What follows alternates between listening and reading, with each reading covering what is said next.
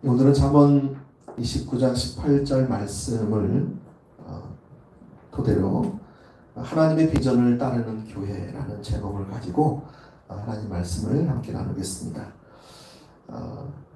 제가 밴 뒤에도 말씀을 드렸지만 우리 열방 비전 교회가 하나님의 크신 은혜 가운데 11주년 감사 예배를 드리게 되었습니다. 너무너무 감사하고 우리 하나님께 영광의 박수를 올려드리면 좋겠습니다. 네.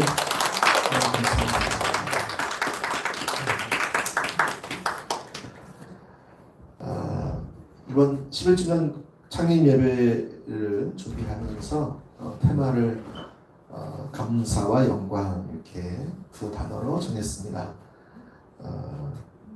우선 첫째 테마를 감사로 정했는데요. 우리가 11년 전 우리 해도동 그 사택에서 5명인가 6명이나 되는 분들이 처음 모여가지고 예배를 시작했어요. 그래서 거기서 한 5월에 시작해서 우리 10월 달에 창립 예배를 드렸는데 어떤 분이 헌금을 하셔가지고 우리 신흥동 지금 시내 한 중앙이죠. 거기에 우체국 바로 옆에 보면 거기에 2층 28평을 얻어가지고 거기서 예배를 시작하게 됐고요. 참 거기서 또 이렇게 감사하게 또 하나님께서 영혼들을 보내주시고 또 함께 예배하고 그러는 가운데 또 교회가 또 3층까지 넣게 됐어요. 그래서 2층, 3층 넣게 되었고 또 지체들이 또 감동하셔서 또 사택도 이렇게 받을 수 있도록 또 보증금을 또 헌금하시는 분들 계셨고 그래서 감사하게 이렇게 있다가 뚝방 전도도 하고 홀로 계시는 분들 반찬을 만들어서 전도도 하고 그래서 그때 오셨던 분이 우리 온분의 자매님 그러시죠? 그때 만났을 때 오셨고 또 알코올 중독자나 또 홀로 사시는 분들 또 암 걸리시고 그러시는 분들 이렇게 섬기다가 그분들이 또 소천하는 것까지 마지막까지 우리가 호스피스 사역처럼 그분들 끝까지 인종을 지키고 또 이후에 우리가 장례 절차로 같이 해드리고 참 너무너무 귀해 전과자들도 있었고요. 그래서 가족들과 다 뿔뿔이 흩어져서 혼자 남으신 분들 외롭게 인생을 이렇게 마치는 분들인데 저희 교회를 만나서 이렇게 제가 섬기신 은혜를 주셔서 섬겼던 것 같아요. 참 감사하죠. 그러다가 이제 제가 4년, 그러니까 이제 신흥동에서 4년 있다 하나님께서 또 교회 이전을 말씀하셔서 같이 기도하던 중에 창포동에 저기 창포 사거리 쪽에 보시면 2, 3, 4층을 다 얻게 됐어요. 한 180평 정도 되는 넓은 홀인데 사택까지 해서 그래서 저희가 2, 3, 4층을 다 쓰게 됐어요. 1층은 이제 고깃집이었고 그 인도하십니다. 참 하나님이 구체적으로 인도해 주셔서 감사하고 충고하는 가운데 어떤 감동도 주시고 그래서 이제 뭐 편백나무 그런 단어도 주셨는데 뭔가 했더니 가보니까 나중에 가보니까 계약을 끝내고 나중에 가보니까 1층에 편백나무 무슨 뭐가 있었어요. 내가 깜짝 놀랐죠. 그때는 무슨 편백나무야 기도하는 중에도 마음 주셨는데 그리고 또 참 하나님 은혜로 거기서 또 4년간을 5년이죠. 원래 4년 계약이 끝나고 5년간이 있다가 또 저 교회가 이제 이쪽으로 옮기게 됐습니다. 그래서 그 과정에 또 사택도 하나님께서 이렇게 주어지게 됐고 또 교회도 이쪽 장성동으로 오게 돼서 참 얼마나 감사한지 그때도 그 이전 헌금은 한 제가 기억하는 640만 원인가 뭐 얼마 정도 모아졌는데 여기 총 인테리어가 음량해서 총계 5천만 원 정도 들었잖아요. 그것도 인건비만 들어간 거죠. 순수 재료비. 인건비가 빼고 순수 재료비만 들어간 거죠. 그러니까 이게 한 1억 공사 정도 하더라고요. 다른 데 들어보니까 만약에 제대로 하면 저희 성도들이 다 이렇게 3개월 동안 계속 출근하셔가지고 몸으로 또 헌신해 주시고 또 마음으로 격려해 주시고 물질로도 이렇게 또 헌신해 주시고 하나님께서도 많이 역사하셔가지고요. 그게 다 채워졌잖아요. 참 놀랍잖아요, 그죠? 네, 너무 감사해서 여기 이제 여기 됐고요. 여기 돼서 이제 제일 먼저 함께 이쪽 기쁨의 교회에서 컨퍼런스를 열렸죠. 그래서 저희 교회가 이제 여기 와서 컨퍼런스 같이 또 섬기게 하시고 또 그 가운데 우리 성도 중에 또 게스트하우스를 또 오픈하시는 분이 계셔서 지금 2개 하고 계시는데 그때 이제 목사님들 또 강사분들 설교도 하고 지금도 뭐 선교사님들이나 또 필요하신 분들이 이제 또 무료로 섬겨주시고 또 헌신해 주셔서 감사하고 또 우리 한동대 YMC 또 MK 선교사 자녀들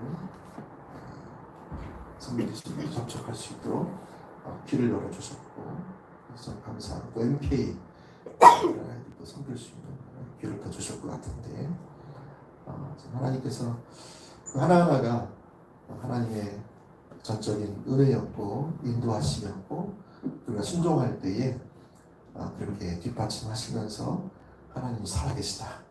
내가 너희와 함께한다. 앞으로도 함께할 것이다. 라고 확증해 주셔서 얼마나 감사한지 모르겠습니다.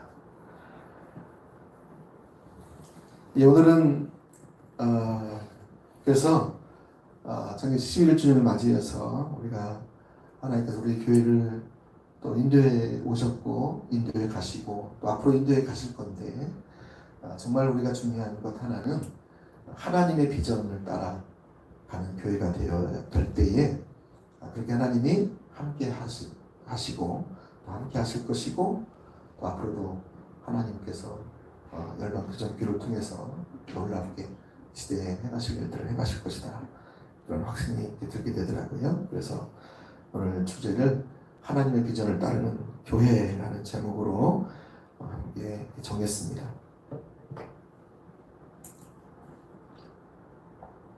첫 번째, 성경에서 말하는 비전. 하나의 비전을 따라가는 교회가 되기 위해서 가장 중요한 것 하나는 성경에서 말하는 비전이 무엇인가를 우리가 올바로 이해하는 것이 매우 중요하다고 생각을 합니다. 우리나라뿐만이 아니라 다른 나라도 마찬가지지만 이 비전에 대해서 잘못 이해하는 경우가 많습니다. 특별히 자기중심적으로 이 비전을 해석을 하고요. 또 그 인본주의적 관점을 가지고 이 비전을 해석하는 경우가 많습니다.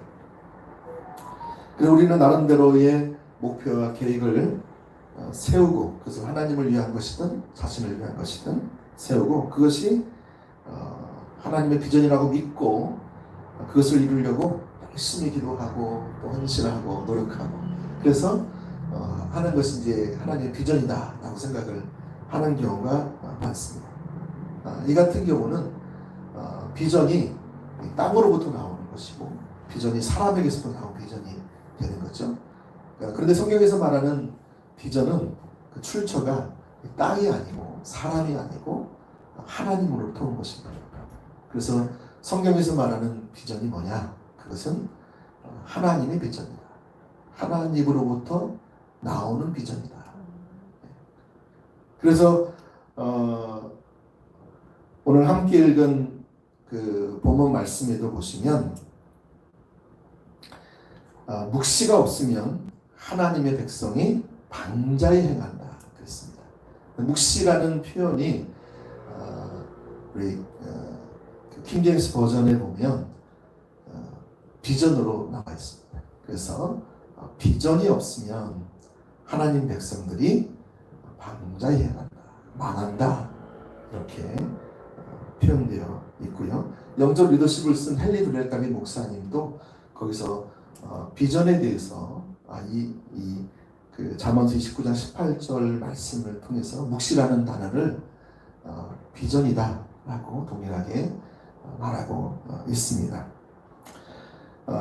페트라 주석에 보면 이 묵시라는 이 히브리어는 하존이라는 단어입니다. 하존.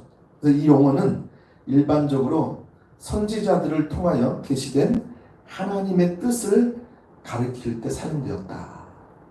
선지자들을 통하여서 계시된 하나님의 뜻을 가리킬 때 묵시라는 단어를 썼다는 것이죠. 그런데 본절은 선지자를 통한 하나님의 계시에 대한 하나님의 백성들의 존중심 및 관심이 없는 상황을 암시한다. 그러니까 이 잠언서가 쓰였던 그 역사적 배경을 보면 그 시대에 이렇게 하나님께로부터 오는 그 선지자를 통해서 하나님께 주시는 그 계시를 하나님 백성들이 어떻게 했다? 무관심했다.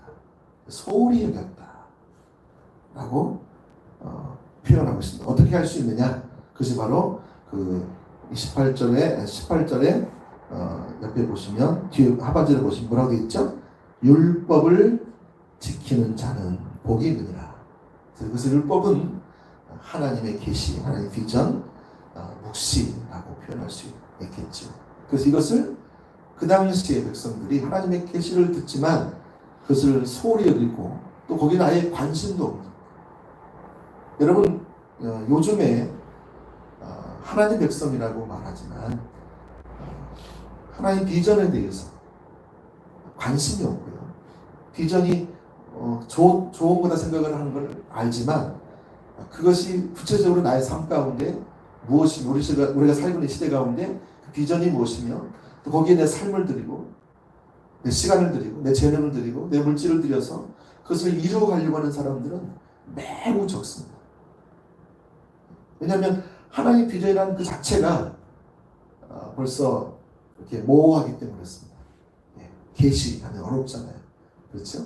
그러니까 이걸 이해하지 못할 뿐만이 아니라 이해한다 한들 거기에 자신의 삶을 들여서 그 비전이 하나님의 비전이 이루어질 때까지 자기의 생애를 들여서 그렇게 살아가는 사람은 극히 드물다는 거예요. 저는 성경에서 참 존경하는 그 인물이 뭐 많이 있지만 그 중에 하나가 있다면 다윗 왕입니다. 다윗 왕이 예배자로서 그가 왕이었지만 그가 군사적으로 뛰어난 장군이었지만 모든 걸 가진 사람이었지만 그런 예배자로서 삶에 섰고요. 또 하나 제게 큰 그 도전을 주는 것은 그가 그 당시에 그 시대에 행하시는 하나님의 목적을 발견해서 거기에 자신의 삶을 들여서 섬겼다라는 표현이 사도행전 13장 36절에 명확하게 나와 있어요. 그것을 보면서 하나님 저의 삶도 그렇게 되도록 도와주세요. 이 시대에 행하시는 하나님의 비전, 하나님의 목적, 그것을 발견하고 그것을 섬기다가 잠들게 도와주세요. 그래서 다윗은 하나님 마음에 합한 사람이 되었고 또 그가 하나님 나라의 어떤 모형, 예수님께서는 그 하나님 나라에 가져오신 분이죠. 근데 그런 사람 중에서 다윗이 그런 하나님 나라의 어떤 통치자의 모형으로 이렇게 그려지기도 합니다. 지금도 다윗이 이스라엘뿐만이 아니라 우리 믿는 신앙인들에게는 그냥 귀감이 되고 있잖아요. 그렇죠?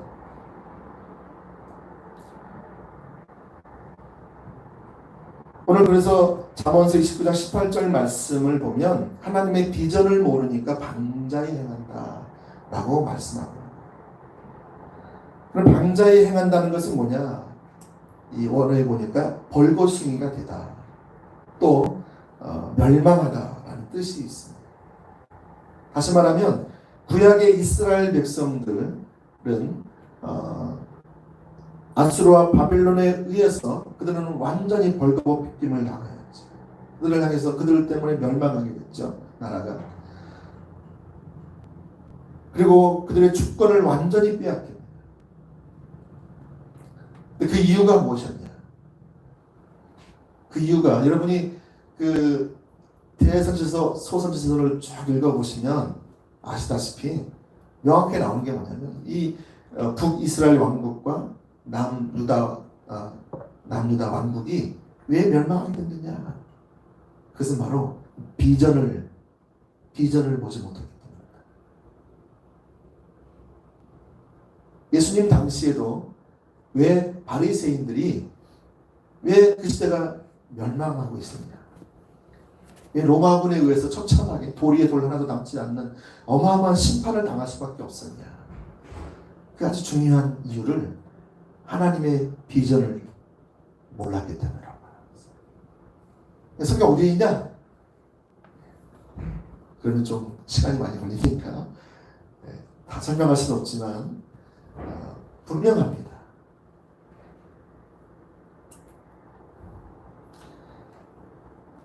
그들은 하나님으로부터 오는 비전을 무관심하고 무시했기 때문에 그렇습니다. 그래서 이 오늘 잠언서 29장 18절 말씀에 누구죠? 페트라조석을 보니까 이 말씀하고 호세아 4장 1절과 6절을 같이 결부를 시키고 있어요. 그럼 호세아서 4장 6절에 뭐가 나와 있냐? 1절부터 먼저 보면 이렇게 나와 있어요. 그들은 망해가고 있었죠. 하나님께서 그 호세아를 통해서 그 시대를 향해서 지금 말씀하고 있는 왜 망해가고 있느냐? 1절에 이스라엘 자손들아 여호와의 말씀을 들어라. 여호와께서 이 땅 거민과 쟁변하시나니 논쟁하신다. 이 땅에는 진실도 없고 인애도 없고 하나님을 아는 지식도 없다. 자, 6절 내 백성이 지식이 없으므로 망합니다. 그 지식이 뭐예요? 하나님을 아는 지식을 말하고 있어요. 여러분 호세아 시대 때나 이스라엘 시대 때는 다 동시대잖아요. 하나님을 아는 지식이 없어서 망해져 있어요. 내가 지식을 버렸으니 나도 너를 버려 내 제사장이 되지 못하게 할 것이요 내가 내 하나님의 율법을 잊었으니 율법은 하나님을 아는 지식이죠. 나도 내 자녀들을 잊어버린다.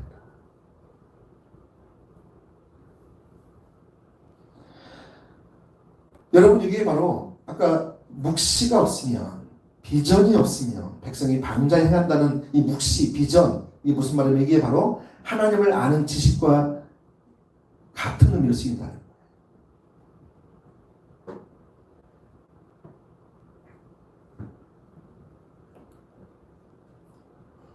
그래서 하나님을 아는 지식이 뭐냐? 이게 오늘 좀 히브리를 많이 써서 죄송합니다. 히브리어로 다트라고 다트하면 표적 갖다 놓고 뭐 쏘는 걸 다트라고 하잖아요. 다트인데 그거 좀 비슷한 것 같아요. 다트. 그래서 이 하나님을 아는 지식, 하나님에 관해서 아는 지식이 아니라 이론적으로 하나님을 아는 게 아니라 논리적으로 교리적으로 하나님을 아는 그 지식, 그분의 하나님에 관한 지식이 아니라 하나님 그분을 아는 지식. 다시 말하면 이 다트가 그분하고 직접적이고 즉각 이 구체적인 경험에서 얻게 되는 체험적인 지식이다. 여러분 하나님을 안다는 것은 네 가지 측면이 있잖아요. 하나는 그분을 지적으로 아는 것을 하나님을 아는 거라고 말하고 있고요. 두 번째는 영적으로 하나님을 아는 것을 하나님을 아는 것이라고 말하고 있고요. 세 번째는 뭐예요? 하나님을 도덕적으로 아는 것을 하나님을 아는 것이라고 말하고 있고요. 네 번째는 뭐예요? 예? 경험적으로, 체험적으로. 그래서 이 네 가지 통으로 아는 것이 하나님을 압니다. 만약에 어떤 사람이 하나님을 안다면 지적으로 먼저 하나님을 알아야 돼요. 우리가 십자가 보고 열심히 정리해야 됩니다, 여러분. 이거 많이 정리를 안 해놓으면요, 여러분이 가지고 있는 그 하나님에 관한 지식들이요, 말씀에 토대하지 않을 수 있어요, 잘못하면. 그래서 우리가 말씀을 가까이 하고 이렇게 가야 되는데. 그래서 이 네 가지 요소를 통해서 직접적이고 구체적인 경험에서 얻게 되는 체험적인 지식이 바로 다트다. 이 지식은 어디서 나오냐면 하나님과의 인격적인 교제에서 나와요. 친밀한 교제에서 하나님의 성품을 아는, 하나님의 마음을 아는, 그 교제를 통해서 하나님의 목적을 아는, 하나님의 길을 아는 거예요. 네, 그래서 이 묵시와 하나님의 비전과 또 이 하나님을 아는 지식은 같이 갑니다. 그 다트 안에 하나님의 목적, 하나님의 그 비전이 들어있기 때문에 그렇습니다. 그런데 오늘날 많은 사람들이 이 묵시, 이 비전을 약간 개인적인 야망을 이루기 위해서 사용하는 경우가 있고요. 또 인본주의적으로 해석을 하는 경우가 많다는 것이죠. 특히 저도 목회자인데, 저도 그 신학교 다닐 때 제 주변에서요, 초점이 뭐였냐면, 야, 3년 만에 1000명 돌파, 그 책도 나오고요. 그런 책들이 각광을 받았어요. 제가 지금 기억하기로는 지금 꿈의 교회 김학중 목사님이 쓴 무슨 개척자, 희망을 캐는 개척자인가, 그 책을 쓰는데 그게 아주 센세이션을 일으켰어요. 그 당시 신학생들한테. 그래서 막 누구나 막 꿈이 다 있는 거예요. 야, 이제 학교 마치면 이제 1000명이다, 3년 뒤에. 이런 꿈을 가지고 있는 거죠. 우리 형 간사님도 이제 지금 졸업하는데 어디 있어요? 1000명대를 꿈을 꾸지 누구 있잖아요, 모르겠는데. 예. 근데 여러분, 그게 다 야망이라고, 개인적인 야망이죠. 그렇게 되면 자기 미래가 이렇게 잘 열릴 것 같으니까 그렇게 생각하는 거죠. 그런데 계시라고 하면 이처럼 그 잘못된 생각을 하고 있는데, 성경에서 말하는 그 계시, 비전은 바로 하나님으로부터 오는 것이다. 그래서 계시적 측면이 강하고요. 네. 자, 그러면 두 번째,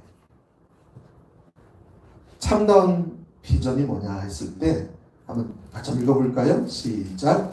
참다운 비전은 하나님의 목적을 보는 것이다. 여러분, 비전은 막연한 게 아니에요. 하나님의 관계성 속에서 하나님의 목적과 하나님의 성품과 하나님의 길을 아는 것이죠. 그래서 참된 비전은 하나님의 목적, 하나님의 다른 말로 행하심을 보는 것이다 라고 표현할 수 있습니다. 여러분, 우리 교회가 하나님의 비전을 따라가는 교회가 되길 원하고, 또 여러분 각자가 하나님의 비전을 향해 여러분이 달려가는 인생이 되기 위해서는 하나님의 비전을 보는 게 중요해요. 근데 하나님의 비전이 뭐냐? 비전은 하나님의 목적을 보는 거다. 하나님의 행하심을 보는 거다.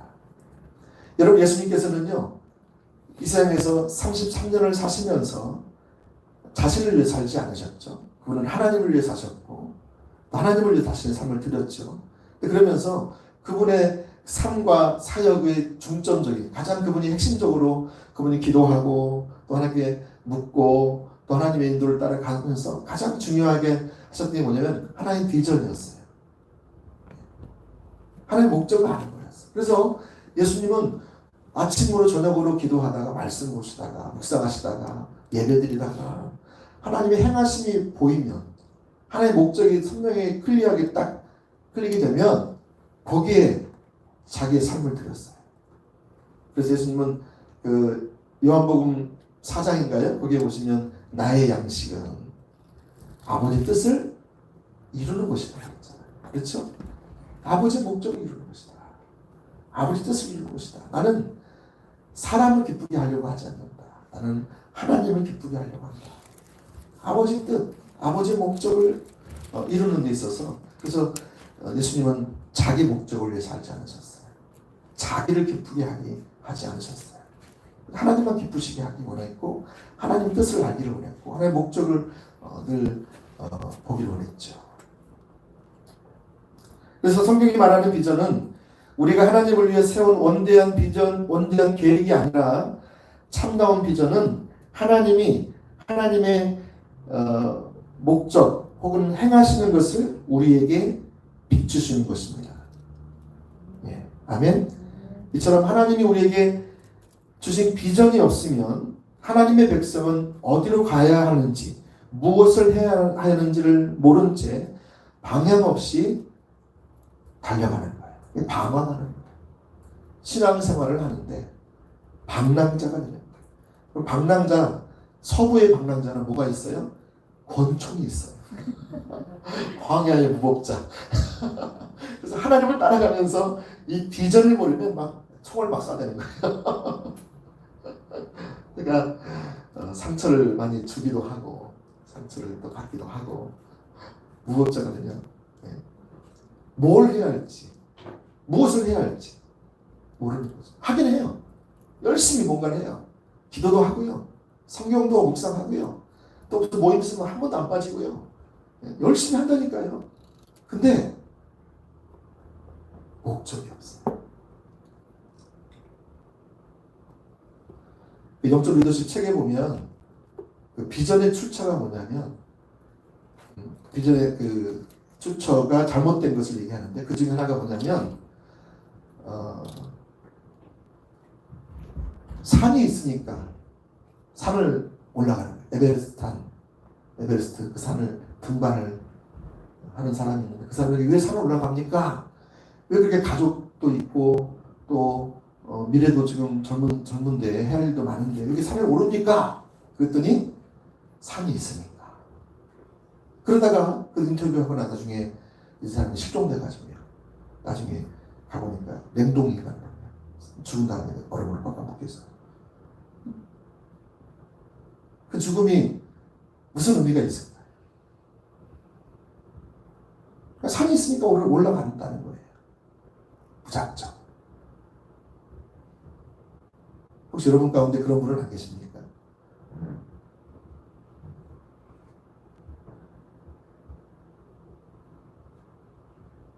여러분 그래서 하나님의 백성이 하나님의 비전을 잃어버리면 하나님도 우리를 잊어버릴 겁니다. 우리의 자녀들도 잊어버릴 것입니다. 하나님 우리를 거룩한 제사장으로 부르셨는데 거룩한 소유로 우리를 삼으셨는데 거룩한 나라로 우리를 삼으셨는데 그것을 다 잃어버릴 겁니다. 왜냐하면 그것은 바로 하나님의 비전을 발견할 때 그 삶을 살아가셨기 때문에 그렇습니다. 그러므로 하나님의 비전을 보는 것은 매우 중요합니다. 여러분 하나님의 비전을 보는 것 이것은 하나님의 목적을 보는 것입니다. 예를 들어서 모세의 비전은 무엇이었을까요? 모세는 하나님의 백성인 이스라엘 백성들을 애굽에서 노예 생활하는 데서 그들을 건져내는 것이었습니다. 그들을 구원하는 거였어요. 그 비전은 모세가 하나님을 위해 세운 계획이 아니었습니다. 그 시대에 모세 시대에 하나님의 계획이 뭐였냐? 하나님의 행하심이 뭐였냐? 하나님의 목적이 뭐였냐? 바로 모세를 통해서 하나님의 백성들을 구원하는 것이었어요. 이게 하나님의 목적이었어요. 그것을 모세에게 보이신 거죠. 출애굽기 3장 10절 말씀을 같이 한번 읽어보겠습니다. 출애굽기 3장 10절 말씀 시작. 이제 내가 너를 바로에게 보내어 너에게 내 백성 이스라엘 자손을 애굽에서 인도하여 내게 하리라. 이게 하나님의 비전이었어요. 그 시대에. 모세 시대. 구원받은 백성들을 향해서 신의 사람이 다 와서 예배를 하는 것. 예배를 통해서 하나님의 영광을 받으시는 것. 그리고 그들을 통해서 이 이스라엘이라는 나라를 통해서 어떻게 해요? 열방이 죽게 돌아오는 이 이스라엘 백성에게 하나님의 영광이 나타나서 그래서 이스라엘 백성들이 하나님을 경외하고 그들이 경외하는 하나님 이스라엘 백성들을 통해서 열방이 야 하나님이 살아계시구나 하는 영광을 보게 되는 거죠. 그리고 그 하나님께 돌아오는 것. 믿지 않는 불신자들이 하나님께 돌아오는 것. 이게 하나님의 비전이었다. 이처럼 비전은 내가 하나님을 위해서 만들어내는 것이 아니라 하나님께서 주도권을 주시고 하나님의 목적을 우리 가운데 비추시는 것이에요. 이 비전을 다른 말로 말하면 부르심과도 관계가 있습니다. 물론 비전과 부르심은 서로 다르지만 깊은 연관이 있습니다. 어떤 사람이 어떤 부르심을 보면 그 부르심이 하나의 비전을 따라가는 데 있어서 아주 중요한 첫 단추가 되는 거죠. 자, 이것을 알면 하나님이 우리를 어디로 인도하시는가. 여러분이 이런 하나님의 비전을 알게 되면 하나님이 내 삶을 어디로 인도하시는가. 나를 어느 영역에서 나를 부르시고 있는가. 내가 그것을 위해서 무엇을 준비해야 될 것인가를 선명히 알게 되는 것이죠.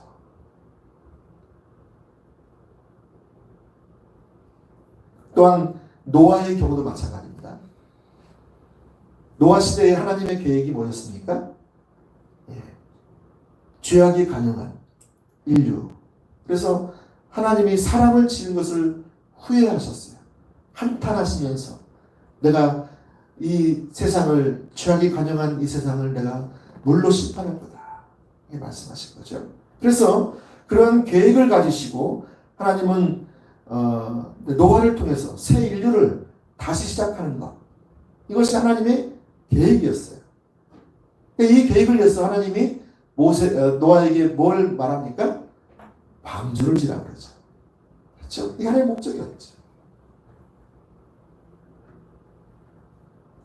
그런데 만약에 이렇게 하나님의 그 시대를 향하신 그 계획을 노아가 모르고 내가 아무리 봐도 방주를 120년 짓느니 차라리 내가 열심히 새벽부터 저녁까지 그 열심히 나와서 새벽기도 하고 또 전도하고 또 막 섬겨서 노숙자나 어린 사람들 지금 섬기면 그게 더 가치 있는 일이 아닐까 해가지고 만약에 그의 자신의 삶을 120년 들였다 생각해 보세요.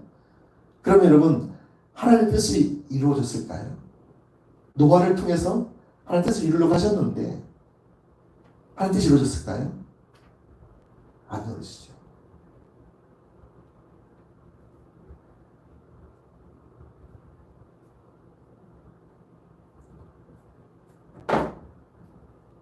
사람들이 보기에는 하나님을 위한다고 희생과 헌신이 컸을지 모르겠지만 하나님의 그 시대를 향한 목적은 전혀 이루어지지 않았을 거예요. 하나님의 비전이 이루어지지 않았을 거예요.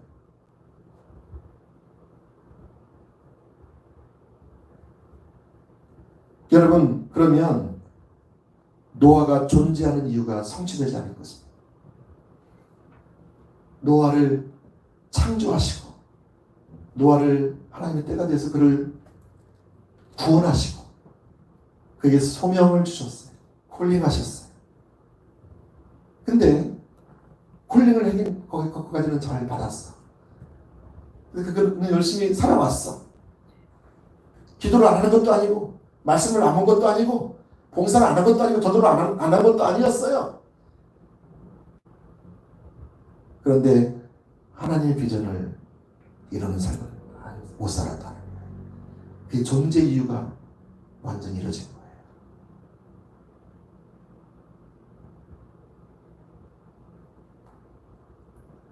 하나님의 목적이 그의 삶 속에서 전혀 이루어지지 않았기 때문에 어찌 보면 그의 인생은 헛된 삶을 사는 결과를 가져올 수밖에 없었습니다. 감사하게도 노아는 그 시대에 행하시는 하나님의 비전이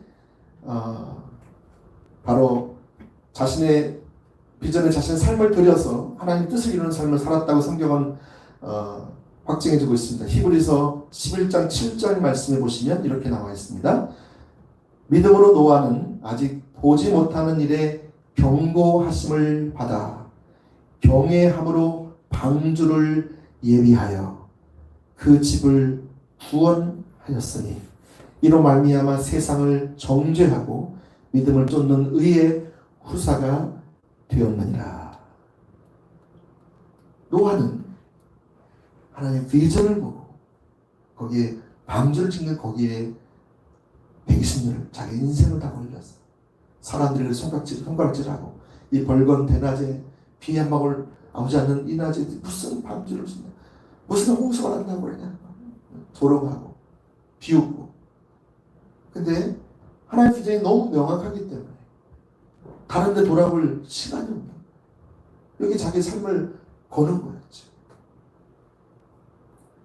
여러분, 이것은 그래서 개인뿐 아니라 교회가 더욱더 그렇습니다. 여러분, 교회도 마찬가지예요.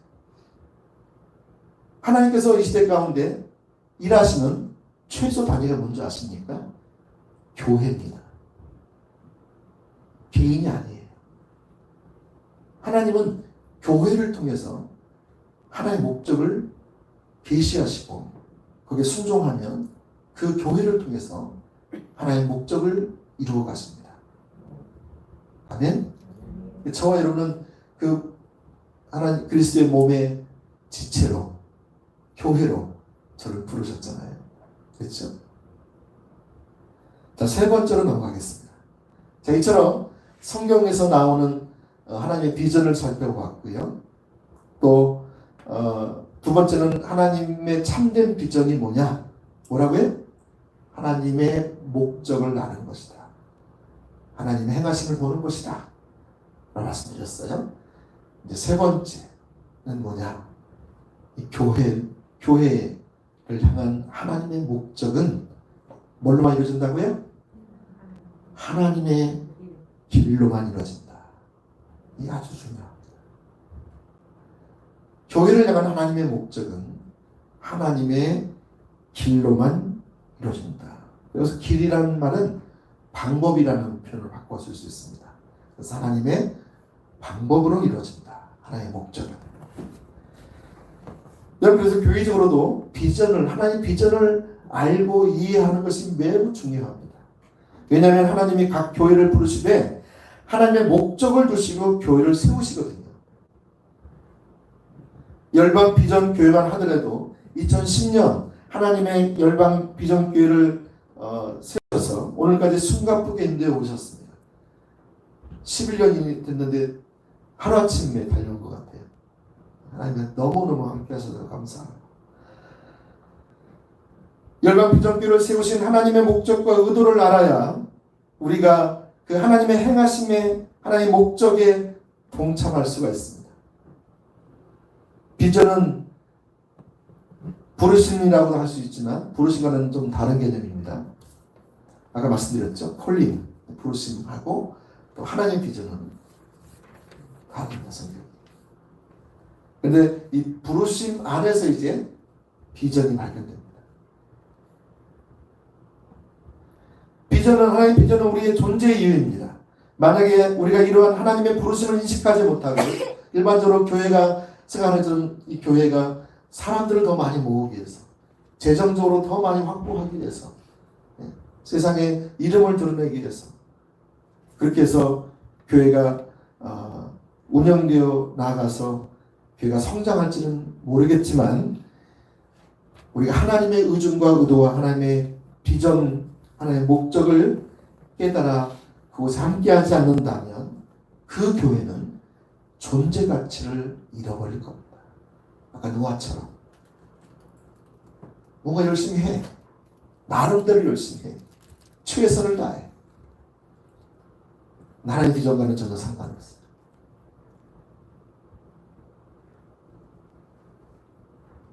그러면 우리가 어떻게 이처럼 하나님의 비전, 하나님의 그 부르심과 그 비전을 우리가 어떻게 알 수 있을까요? 약간 혼동스럽긴 하지만 어떻게 우리가 하나님의 비전을 발견할 수 있을까요? 하나님의 목적을 발견할 수 있을까요? 어떻게 하면 가능하죠? 예, 하나님의 얼굴을 구할 때 가능합니다. 하나님의 얼굴을 집중적으로 구하게 되면 거기서 하나님께서 때가 되면 하나님이 앞서가십니다. 하나님이 계시하십니다. 무엇을 계시하시냐면 하나님 자신을 계시해 주시고요. 하나님의 목적을 계시해 주시고요. 또 하나님의 길을 계시해 주십니다. 그래서 여러분 하나님의 얼굴을 구하는 삶이 매우 중요합니다. 하나님 얼굴을 구하는 삶이 안 되면 신앙생활은요 하나님 비전을 따라 행하지 않고 나의 비전을 따라서 행합니다. 아까 말씀드린 대로 인본주의적 비전, 왜곡된 비전을 가지고 자기중심적 비전을 가지고 자기 야망이 들어가 있는 그 비전을 가지고 나아가게 됩니다. 제가 첫 번째 교회를 대전에서 처음 했지 않습니까? 2000년도에 처음 했었죠. 했었는데 열심히 했죠. 한 4년간 열심히 했습니다. 그러니까 교인들이 막 불어나더라고요. 제 정도 막 자립될 정도 되고 그러더라고요. 그래서 아침 저녁으로 막 기도하고 또 전도 낮에 전도 나가고 진짜 열심히 했습니다. 안에 우리 애들 막 집에서 막 있는데 무설계 떼가지고 막 찬호가 예리를 오니까 막 자전거 태워가지고 세번 자전거 네번 자전거지 두번 자전거 모르겠지만 태워가지고 새벽 기도하는데 오고 막 그랬어요. 그러니까 막 주님 찾았죠. 열심히.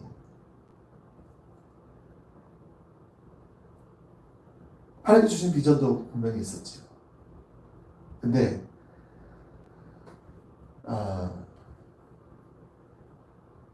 하나님의 방법을 몰랐던 것 같아요. 하나님의 비전은 발견했는데 하나님의 길을 몰랐던 것 같아요. 그러니까 우리의 방법과 우리 길로 하나님의 목적을 이루려고 그렇게 열심히 했던 것 같아요.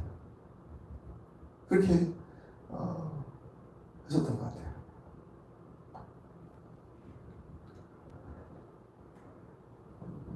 사랑하는 여러분, 하나님은 지금도 우리 가운데 살아계시며 역사하시고 운행하시는 분인 줄 믿으시기를 바랍니다. 예. 우리가 말씀을 통해서 하나님의 얼굴을 구하는 삶을 살아야 합니다. 지난 몇 주간에 계속 말씀드렸죠. 우리가 말씀을 묵상을 하는데 말씀을 통해서 하나님의 얼굴을 구해서 하나님 그분 자신을 구해서 그분의 영광을 보기 위해서 나가요. 그분의 뜻과 목적을 알기 위해서 나가야 되는 거죠. 그리고 우리는 기도를 통해서 하나님의 얼굴을 구해 나가야 됩니다. 또 더 나아가서 예배를 통해서 하나님 얼굴을 구해서 나가야 합니다. 또 직장생활과 일상생활 속에서 여러분들이 캠퍼스에서 하나님의 얼굴을 구하는 삶을 살지 않으면 제일 먼저 나타나는 게 뭐냐면 영적인 분별력이 가려집니다. 보기는 보지만 보지 못해요. 듣기는 들어요. 진리를 듣긴 들어요. 십자가 보면 듣긴 들어요. 근데 듣지 못해요. 마음으로 깨달아요. 실제 삶으로까지는 안 가요. 도전은 받고 은혜는 받지만 실제로 내 삶이 전환되는 데까지는 안 가요. 왜 그러냐면 영적 분별력이 철저하게 가려졌기 때문에. 지금 내가 하나님의 얼굴을 구하고 있지 않다는 거예요. 영적인 분별력이 가려지면 하나님의 행하심이 보이지 않습니다. 이 시대에 행하시는 하나님의 목적을 깨달을 수 없습니다. 하나님 우리에게 아무리 하나님의 의중과 의도를 보이시라고 해도 우리가 하나님의 얼굴을 구하여 주 앞에 서지 않으면 하나님의 행하심을 볼 수가 없습니다. 하나님의 목적을 알 수가 없어요. 하나님의 얼굴을 구할 때에 하나님께서 보이시는 거죠. 그러니까 우리는 지금 내가 하나님의 얼굴 구했는데도 안 되는데요? 하시는 분 계시죠? 졸리기만 하고 안 되는데요? 그런 분은요, 보일 때까지 그게 됩니다. 예, 아직 때가 안 된 거죠. 예. 초점이 그분만을 알기를 아는 것이 유일한 목적되어서, 목표되어서. 내 삶에 지금 다른 건 다 부수적인 거예요. 직장에서 일하고, 학교에서 공부하고, 또 세상의 어떤 일들을 감당하는 것은 다 부수적인, 뭐 하기 위해서? 하나님 그분 자신을 알기 위해서, 하나님 얼굴을 구하기 위해서, 그게 유일한 목적되어서 삶을 살아갈 때 하나님이 찾아오셔서 계시하신다는 거예요. 하나님을 찾는 자에게 하나님께서 찾으면 된다고 말씀하셨죠. 근데 그 전제가 뭐냐면 전심으로 마음을 다해 뜻을 다해 힘을 다해 하나님을 찾을 때에 백으로 하나님을 찾을 때에 하나님께서 내가 만나게 된다고 말씀하십니다. 우리가 지금 하나님을 찾는데 안 되는 것은 내가 찾는데 지금 두 마음으로 나눠져 있는 거예요.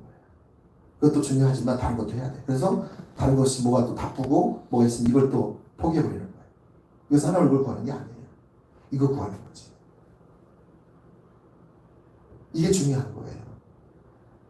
여러분, 우리 신앙생활에서 하나님 얼굴을 구하는 게 가장 소중하다니까요.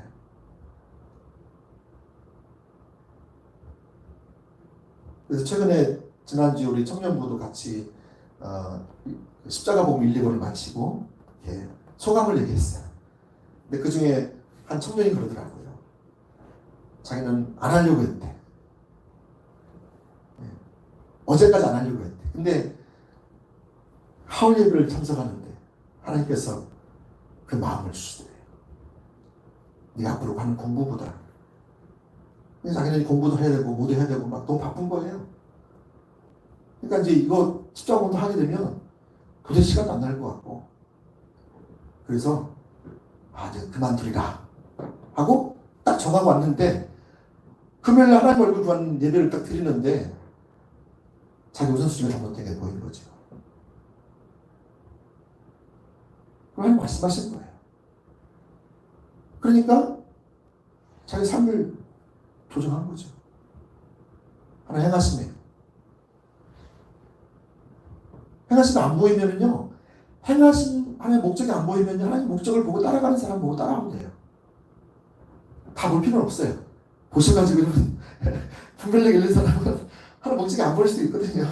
그러면 주변에서 하나님 잘 따라하는 사람 어떻게 따라가나 좀 그래서 보면 돼요. 그리고 그때 딱 줄 서세요. 그러면 같이 그걸 누리는 거예요. 근데요, 기도도 안 해보고요, 줄도 서기 싫고요, 난 지금 딱 마음을 정해졌어. 그러니까 여러분, 누가 그 사람을 하나님께로 이렇게 조정할 수 있겠어요? 하나님은 할 수 있는 겁니다.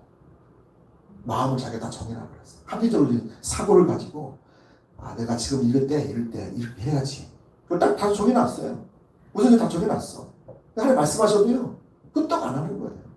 이거 하고 나서 내가 그 다음 하긴 하랴. 이런 분이 있죠.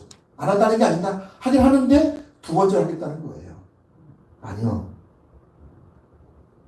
그러면요, 하나님 비전 놓칩니다.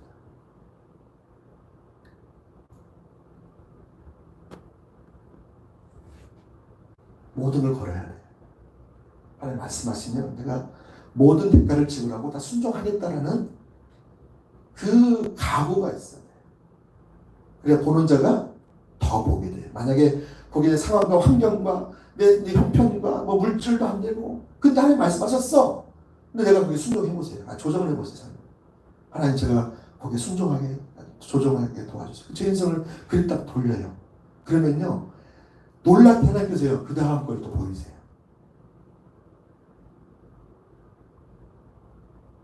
그럼 안 보이던 게 막 보여져요.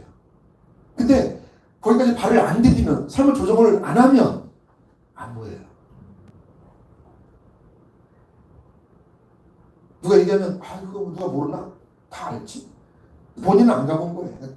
들은 것만 있는 거죠. 근데 본인 가본 사람은 틀려요. 그 말 하는 게 무엇을 말하는지 알아요. 여러분, 하나님이요, 우리 가운데 가까이 와 계시다니까요. 예배를 통해서 하나님 만나기를 원하시고요. 얼마나 많이 말씀하실지 몰라요. 저 개인적으로 보면 하나님께서 거의 옆에 와 있다. 네가 나를 구해라. 나의 얼굴을 구해라. 그럼 내가 보이겠다. 근데 안 구하잖아요. 이런 이유 때문에, 저런 이유 때문에 다 합리적인 이유가 있죠. 합당한 이유가 있죠. 결론은 뭐예요? 안 구하는 거예요. 근데 하나님 목적이 뭔지 모르겠다 얘기하는 거죠. 하나님 비전이 뭔지 모르겠다. 진도 얘기하면 그거 뭐 누가 모르나? 다 알지? 저거 내가 소리도 몇 번 들었는데. 중요한 건 거기에 여러분이 삶에 들어지고 있냐, 비전을 발견하고 거기에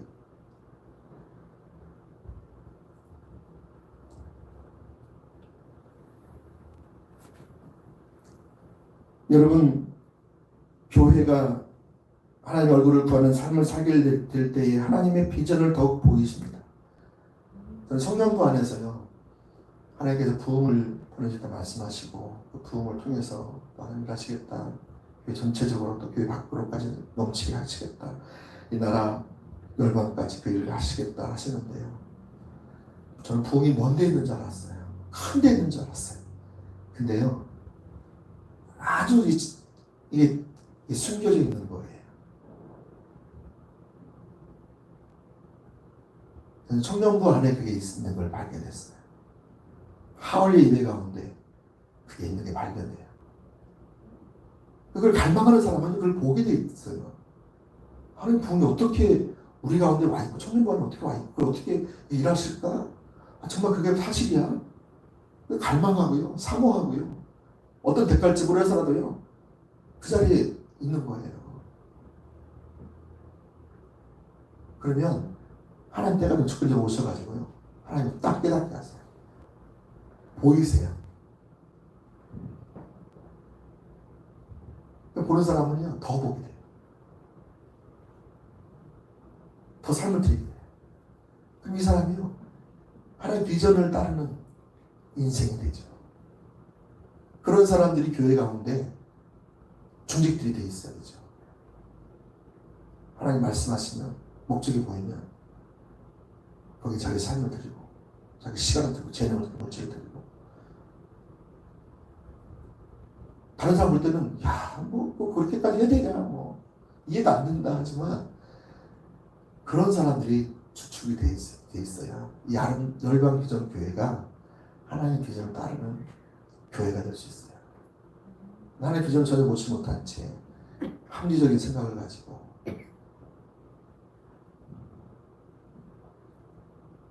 어떤 환경을 보고 적당한 데이터를 가지고 얘기하는 사람들이 만약에 교회 안에 중직이 돼보세요. 이 교회가 하나님의 비전을 따라갈 수 있을까요? 하나님 얼굴도 구하지 않아. 중직인데. 그럼 교회가 어디로 갈까요?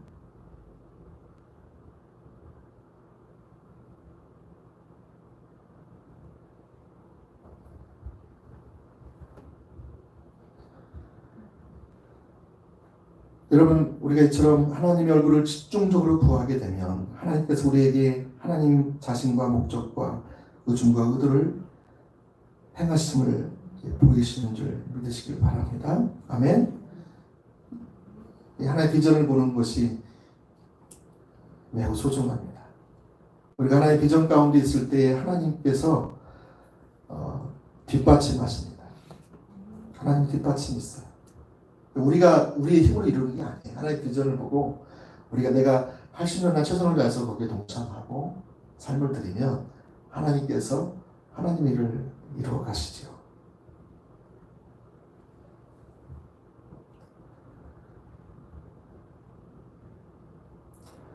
그런데 여기서 중요한 것은 하나님의 목적을 보고 삶을 조정한다고 해서 하나님의 뜻이 곧바로 이루어진 것도 아니라는 거예요. 이게 또 뭐야? 예. 그러니까 우리가 하나님의 목적을 하나님 보이셨어요. 그리고 내가 삶을 조정했어요. 하나님의 뜻이 바로 이루어지는 게 아니라는 거예요. 곧바로. 언제 이루어지냐?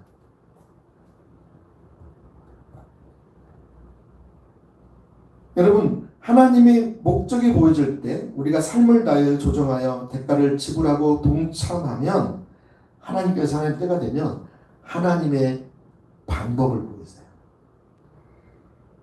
다시 말하면 하나님의 목적은 뭐로만 이루어진다? 하나님의 방법으로만 이루어진다. 제가 이거 실수한 게 이거였어요. 제가 첫 번째 교회 할 때 제가 참 이런 것도 몰랐던 거죠. 하나 목적을 주셨으니까, 비전을 주셨으니까, 비전을 열심히 이제 내 방법과 내 뜻과 내 계획을 가지고 그걸 이루려고 했다는 거죠. 여러분, 모세를 기억하십니까? 모세는요, 아까 말씀드린 대로 모세가 40세 때 그가 하나님께 부르심을 받잖아요. 콜링을 받죠. 네. 그래서 애굽의 모든 보화보다 하나님의 백성과 고난받는 것을 더 귀하게 여겼다고 해요. 모세가요, 하나님께 부르심 받았을 때 그는 왕자였어요.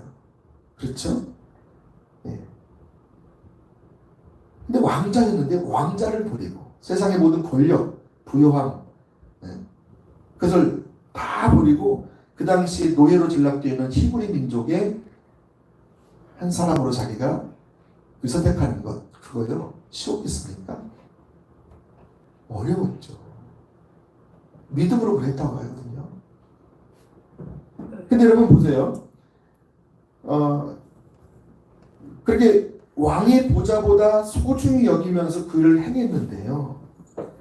성경에서는 그렇게 표현하고 있습니다. 히브리서 11장 24절 26절까지 말씀 보시면 믿음으로 모세는 장성하여 바로의 공주의 아들이라 칭함을 거절하고 도리어 하나님의 백성과 함께 고난받기를 잠시 죄악의 낙을 누리는 것보다 더 좋아하고 그리스도를 위하여 받는 능욕을 애굽의 모든 보화보다 더 큰 재물로 여겼으니 이는 상 주심을 바라봅니다. 이렇게 모세는 자기를 부르신 하나님의 부르심의 토대에서 자신의 삶을 헌신하고 희생했어요. 근데 여러분 하나의 목적을 아까 발견했잖아요. 근데 자기 방법으로 이루려고 하니까 실패한 거예요. 하나의 목적을 발견해도 하나의 방법으로 했어야 돼요.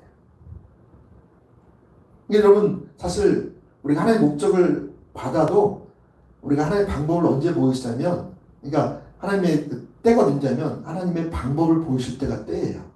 하나님이 그렇게 움직이신다는 거예요. 하나의 목적을 보이시고 삶을 조정할 때는 가만히 계시다가 하나의 방법을 보이시면 그때 하나님께서 본격적으로 움직이세요. 네.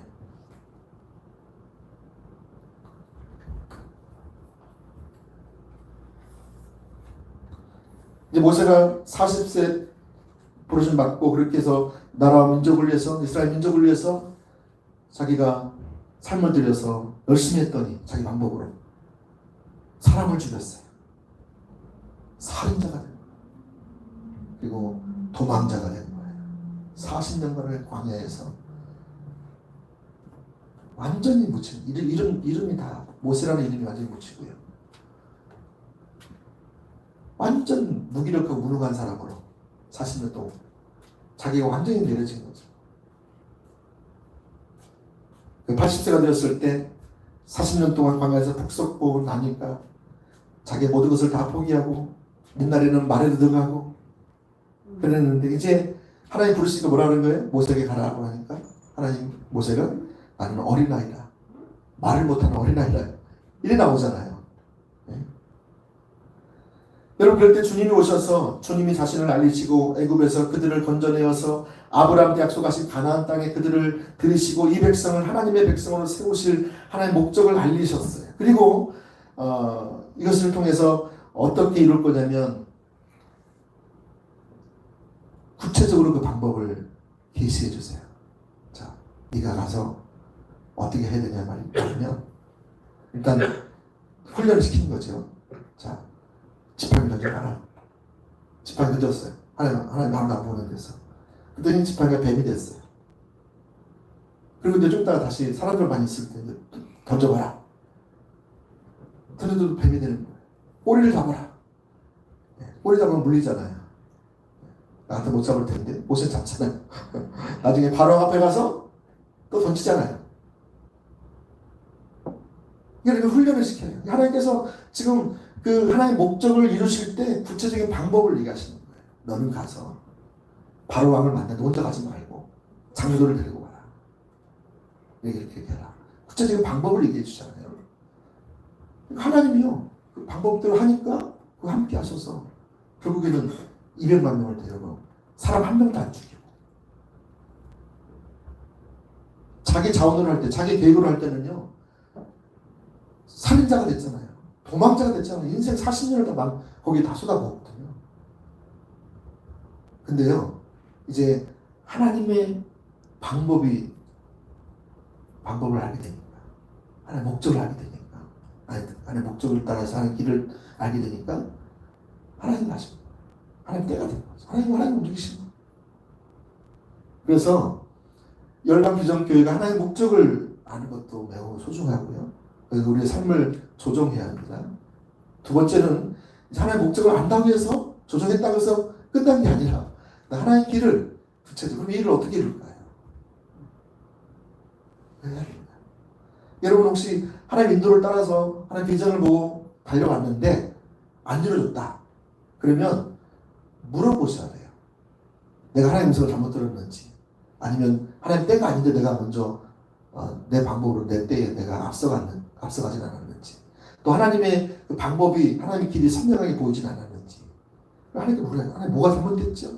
제가 삶을 제가 뭐 조정을 잘못했습니까? 물으셔야 돼요. 그러면 하나님께서 삶을 조정해 주시죠. 알게 하시죠.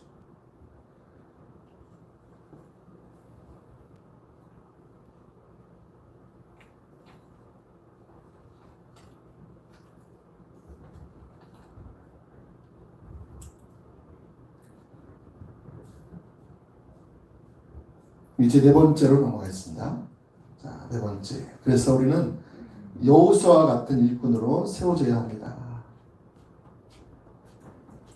여러분, 하나님의 부르심에 있어서 하나님의 비전을 보고 달려감에 있어서 중요한 것이 이것입니다. 하나님께서 모세를 통해서 이스라엘 백성들을 인도에 가고 계셨습니다. 그때 모세 곁에는 누가 있었어요? 여호수아가 항상 그림자처럼 따라다녔죠.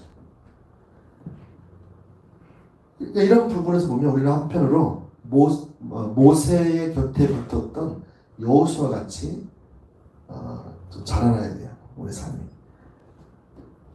하나님 지금도 여호수아 같은 일꾼들을 찾으시고 계시고 그런 일꾼들을 지금 세워가고 계신 줄로 믿습니다. 하나님께서 사람들을 부르시고 교회 안에서 세워가심을 인하여 감사를 드리고요. 여호수아 같은 일꾼이 되라는 것은 무슨 말이냐면 두 가지 의미가 있습니다. 하나는 여호수아는 모세의 몸종이었어요. 모세의 개인적인 종이었죠. 비서였다는 말이 아니고요. 여호수아는 모세 안에 있는 하나님의 목적을, 하나님의 비전을 위해서 종이 된 거라는 거예요. 이게 여호수아 같은 일꾼이 되라는 첫 번째 의미입니다. 다시 말씀드릴게요. 모세 안에 행하고 계시는 하나님의 목적, 하나님의 비전을 위해서 모세의 종이 된 거라는 것이죠. 두 번째, 모세같이 되라는 것은 여호수아처럼 하나님을 개인적으로 알기 위해서 회막을 떠나지 말아야 돼요. 다른데 큰 게 없습니다.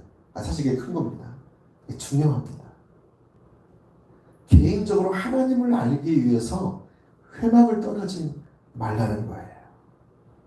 하나님께서 회막에 임하셨을 때 모세와 친구와 대화하듯이 대화했잖아요. 그때 많은 사람들은 다 돌아갔어요. 이제 대화하고 나서. 근데 여호수아는 문 앞에 머물러 있었고 모세가 회막을 떠난 뒤에도 여호수아는 회막을 떠나지 않았습니다. 무슨 말이냐면 여호수아는 당시에 하나님을 가장 가까이 하고 누구보다 하나님께 가장 쓰임받는 모세의 옆에 있었다는 거예요. 근데 그걸로 만족하지 않았어요. 여호수아 자신은 하나님을 개인적으로 알게 됐어요. 모세가 하나님을 아는 것을 보고 경험하고 듣는 것으로만 만족하지 않았다고요. 그러나 하나님을 향한 갈망이 있었어요. 하나님의 영광을 개인적으로 보기 원하는 열망이 있었어요. 여러분 이게 중요하거든요. 사실은요. 그래서 모세가 떠난 그 자리에 여전히 회막을 떠나지 않고 주님을 기다리는 이 여호수아의 자세. 저는 이게요. 나중에 가나안 땅을 여호수아 세대 200만 명을 다시 데리고 들어갈 수 있는 아주 중요한 리더십이 발휘될 수 있었던 비결도 여기에 있다고 생각합니다. 그래서 출애굽기 33장 11절 말씀에 이렇게 나와 있습니다. 여호수아가 어떻게 했느냐 같이 한번 읽어볼게요. 시작. 사람이 자기의 친구와 이야기함 같이 여호와께서는 모세와 대면하여 말씀하시니 모세는 진으로 돌아오나 눈의 아들 젊은 수종자 여호수아는 회막을 떠나지 아니하니라. 회막을 떠나지 아니하니라. 마찬가지로 사랑하는 성도 여러분, 열방 비전교회 나올 때 그저 은혜만 받기 위해서 나오는 것 그것도 좋지만 그것이 그리스도의 몸된 지체로서의 올바른 자세는 아니라는 거예요. 왜냐하면 그러한 자세와 태도로는 하나님의 비전을 이루는 삶을 살아갈 수가 없어요. 은혜만 받고 돌아가서 또 내 삶을 살아간다면 안 된다는 거죠. 여호수아와 같은 자세가 필요하다. 그래서 우리는 열방 비전 교회 지체로서 우리는 무엇을 해야 할까? 열방 비전 교회를 부르신 하나님의 목적을 위해서 온 삶을 다해서 섬기는 종의 자세가 중요하고요. 그 다음에 중요한 것이 뭐냐면 함께 가는 것이 중요하죠. 그래서 하나님이 교회 가운데 하나님 일하신다. 그러면요, 내가 그 직접 보지 못고 듣지 못한다 할지라도 기도해 보세요. 기도도 안 보인다. 그러면 교회가 거기에 따라가면 나도 그냥 따라가면 돼요. 같이 함께 있으면 돼요. 아멘? 네, 여러분이 굳이 다 볼 필요는 없어요. 다 들을 필요는 없어요. 여러분이 다 목사가 될 필요는 없잖아요. 그렇죠? 다 간사님 될 필요는 없고요. 또 지자님들 다 될 필요는 없어요. 그러니까 중요한 것은 이 교회 가운데 하나의 비전이 보이면 오늘 여호수아처럼 그렇게 하나의 비전 앞에 붙어 있는 거예요. 꼭 달라붙어 있으면 돼요. 그게 아주 중요한 비결이라니까요. 그래서 여러분, 하나님이 일하실 때 중심부에 계세요. 외곽에 계시지 말고, 방관자가 되지 말고, 부격분이 되지 마시고. 그러면요, 관점이요, 육신적인 관점으로 봅니다. 중심부에 있어야 하나의 관점을 더 알게 되고, 하나의 관점으로 여러분들이 다른 것들을 분별을 가지고 분별할 수 있는데, 하나님은 여기서 일하고 계시는데 여러분은 지금 거기 밖에서 이렇게 구경하고 있고, 뭐 그렇게 해야지, 뭐 내가 안 해도 뭐 하는 하시겠지, 뭐 그런 자세를 가지고 만약에 수소방관하고 있으면 육신적인 관점을 자꾸 판단된다니까요. 그래서 시험 들어요. 그러니까 사실 여러분 자신의 영혼을 위해서 말씀드리는 거예요. 저는 교회 유익을 위해서 말씀드리는 게 아닙니다. 여러분 자신을 위해서 그렇게 하시라는 거예요. 왜냐하면 여러분이 중심부에서 삶을 드리고 거기에 머물러 있기 위해서 모든 대가를 지불하고 계시면은요, 이것이 영원한 가치가 있는 일이 될 거예요. 여러분이 주님 앞에 설 때에 뭐만 남느냐? 다 없어져요. 다 사라져요. 근데 하나님이 비전 앞에 여러분 자신 들여서 중심부에 있는 그리고 거기에 같이 행했던 그것이 영원한 가치가 되어 하나님께 가지고 나갈 거예요. 절대로 사단에게 속지 마세요. 내가 육신적으로 지금 관점에서 뭘 보고 생각하고 판단하고 있다, 뭘 말하고 있다. 이건 지금 빨간불이 막 들어요. 막. 아시겠죠? 내 신앙생활에 지금 적신호가 들어온 거예요. 그러니까 빨리 주님, 내가 왜 그러죠? 왜 갑자기 내가 자꾸 이게 육신적으로 생각하고 자꾸 내가 인간의 관점을 가지고 또 다른 사람이 말하는 그런 걸 가지고 휘둘리고 왜 그것이 죄는 아니지만 그게 하나님으로 도는 것을 내가 받지 못하니까 그런 거예요. 비전을 보지 못하고 비전 앞에 그 길을 발견하지 못하니까 그런 거죠. 할렐루야? 예. 여러분, 그래서 이처럼 우리가 하나님 일하실 때, 하나님의 비전 가운데 일하실 때 함께 같이 가려면 성령께서 하나님의 목적과 비전을 깨닫게 하시는 것을 통해서 또 그 설교하는 것과 가르치는 것과 또 기도하면서 하시는 것들, 그것을 행하심을 보고 여러분의 비전을 발견하는 데서 만족하는 자리에만 있어서는 안 되고요. 여호수아처럼 하나님께서 교회를 부르심과 교회를 통해서 하나님께서 행하여 가시는 하나님의 목적과 의도를 개인적으로 아셔야 됩니다. 개인적으로 알아야 돼요. 아, 하나님 이렇게 가시는구나. 이걸 알아야 돼요. 여러분, 그 가운데만 있으면 하나님이 함께 하시는 임재하심을 느낄 거예요. 하나님 일하시고 계시는구나. 하나님 살아계시구나. 하나님 말씀하고 계시는구나. 여러분, 그래서 하나님께서는 하나님의 일을 이루기 위해서 어떤 사람을 리더를 세우냐면 첫 번째는 하나님의 목적을 보는 사람. 그리고 거기 삶을 조정하는 사람이요. 또 하나님의 길을 보였을 때 거기에 순종하는 사람. 이런 사람들 하나님께서 리더를 세우십니다. 그리고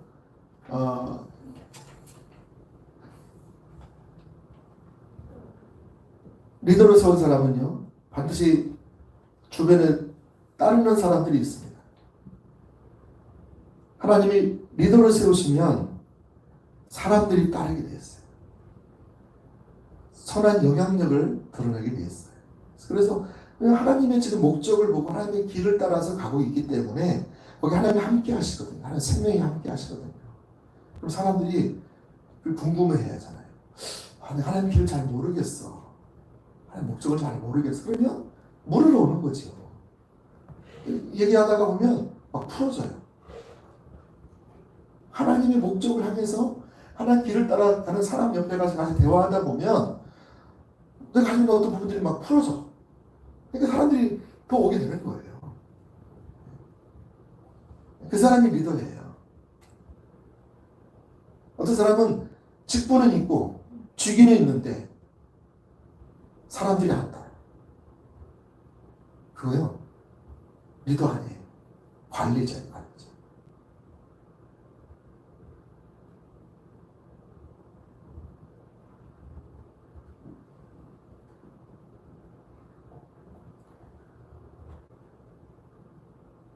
스스로 자기가 리더로 세우려고 하는 거예요. 내가 리더인데 왜 나를 안 따라줘? 안에서 막 원망하는 마음이고 불평하는 마음이고 사람들을 막 판단하고 자신을 좀 돌아봐야 되는데 왜 사람들이 왜 안 따르지? 왜 사람들이 안 오지? 이렇게 하는 뜻이라고 했는데 그걸 자기들 찾아야 될 거 아니야 옆에서. 그렇죠? 이걸 자꾸 다른 사람들 탓을 돌리지. 리더가 아닌 거예요.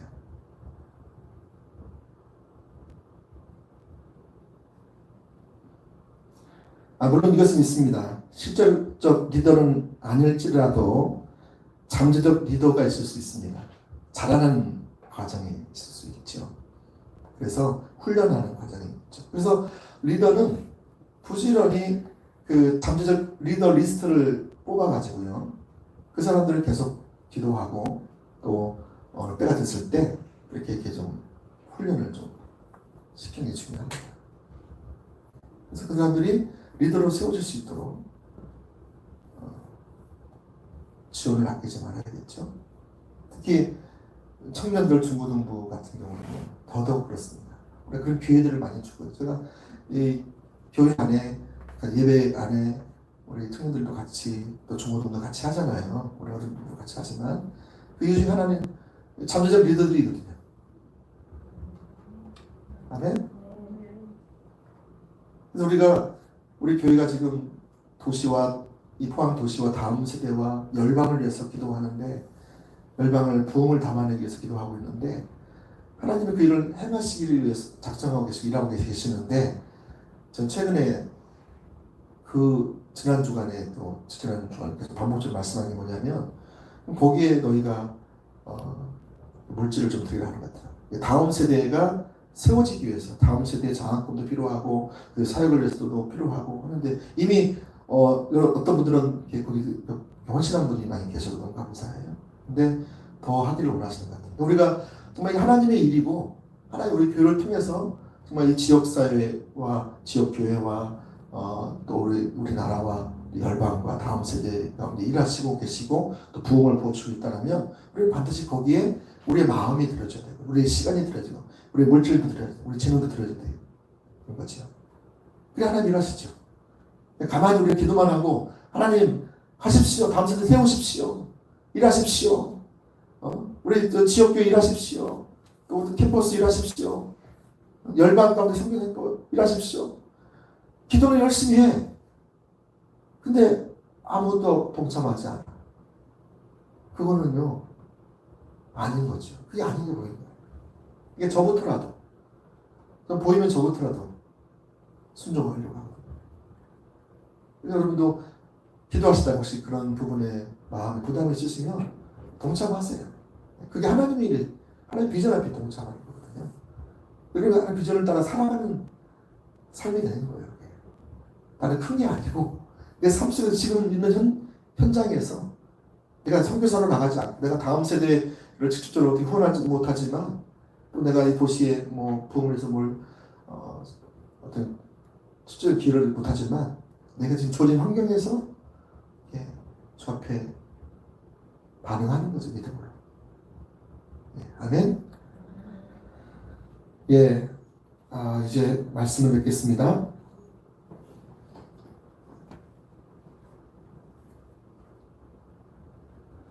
교회를 향한 하나님의 비전을 볼 수 있기를 축복합니다. 아멘. 그래서 하나님 이 시대 가운데 어떤 비전을 가지고 하나님의 비전을 가지고 이 시대가 일하고 있습니다. 저는 회복과 부흥을 위해서 하나님이 하신다고 저는 믿습니다. 하나님이 하나님의 교회들을 회복시켜 가시고 있어요. 저와 여러분을 회복시켜 가고 계세요. 영적으로, 육신적으로, 또 다른 사업하면서, 또 공부하면서, 또 뭐 취직하면서, 뭐 결혼하면서 하나님께서 우리를 세워 가시는데, 그래서 왜 회복시키시는가? 회복되는 우리를 통해서 하나님의 영광을 드러내기 원하시고, 그래서 세상이 안 믿는 사람들이, 주변에 있는 사람들이 하나님의 영광을 보고 나와의 교제를 통해서 하나님의 사랑을 경험하고 하나님의 능력을 경험하고 하나님의 살아계심을 알게 되고, 그래서 이 사람들이 하나님이 살아계시는구나 그걸 깨닫고 하나님께 돌아오게 하기 위한, 이 돌아오는 게 하나님의 부흥이잖아요.